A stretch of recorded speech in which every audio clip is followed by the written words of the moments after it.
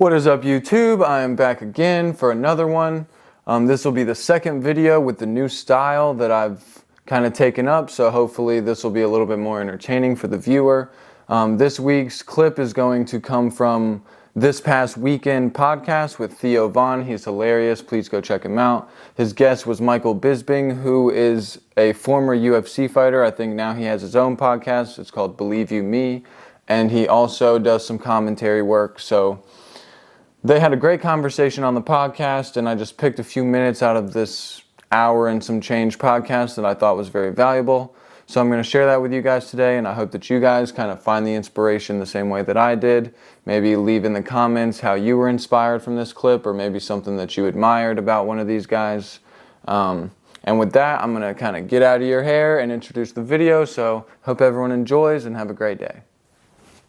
Producer Nick is a huge fan of MMA and of UFC, and that it's going well. Is there other things you think about? Yeah, like I mean, farming or anything like that. You know, it's funny you mentioned that. You know, me and my wife, we do dream of one day buying a house out in the country with some land, having some horses, some chickens, growing some vegetables, and having a nice, simple life. Eventually, we will get there. Primarily, my attention's on my acting career. I'm working hard on that. I'm off to 2 auditions straight after this. Beautiful. So yeah, I'm working on that, but that again, that's a very, very tough business to be in. But that being a tough business and being hard, that excites me. Yeah. Do you know what I mean? Yeah. Of course, not everyone can get it, and you know, I've done some work and I've got some work lined up, and I'm doing little bits of here and there. But that's what I like. I like that chase. Yeah. You know.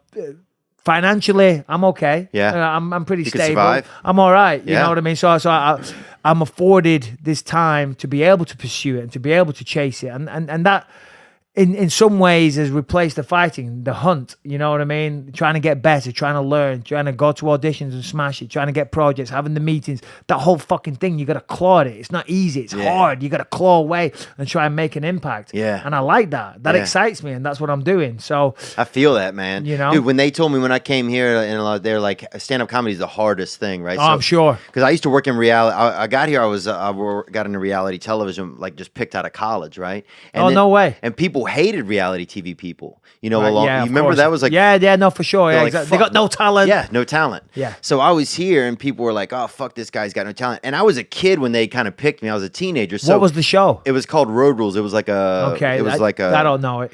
It was Real just World spinoff. It was like Okay, yeah. okay, It was kind all of like right. the Real World, same company, but there was like traveling and Okay. it's like kids traveling, like Right, teenagers right. traveling around, living together.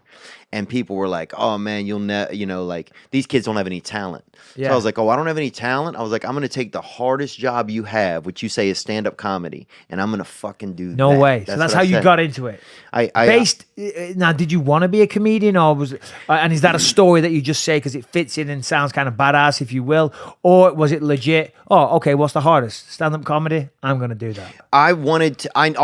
I was always making people laugh. So I Sure. knew I had the ability Yeah. to do it. Yeah. But I think that fueled me more than anything, honestly. Yeah, Just having yeah. that chip on my shoulder. No, Like, fuck I- this city. Like you guys don't know that I have an Yeah. ability. It's powerful. Yeah. That's a powerful motivator. I've had that my whole life. Yeah. You know, even in the UFC, everyone used to write me off. They used to, because I was on the Ultimate Fighter. Yeah. And then I won the Oh, Ultimate yeah. Fighter, and they were like, "Yeah, but he's only here because they want the English market." You Right. know what I mean? He's got no talent and this and that. And then I lost to Dan Henderson, as you kindly brought up for everybody.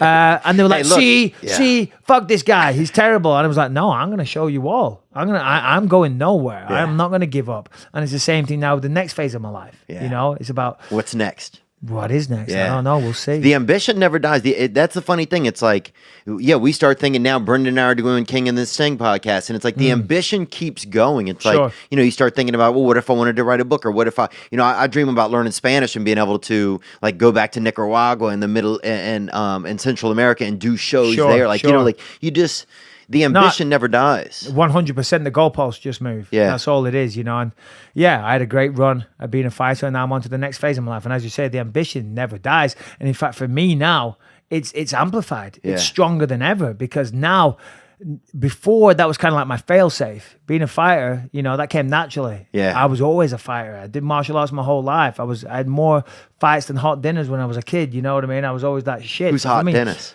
Hot dinners. Oh, sorry. More I thought Hot Dennis was a fighter. Hot Dennis. Like- That's a hell of a nickname.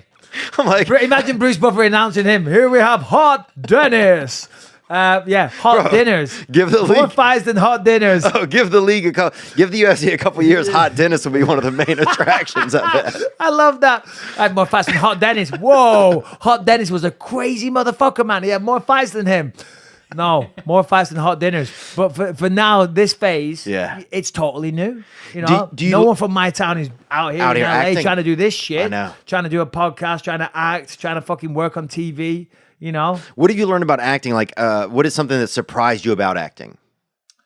Well, something that surprised me. Well, it's definitely a lot harder than what people think. You know, I'm still learning all the time. You know, the main thing is just listening.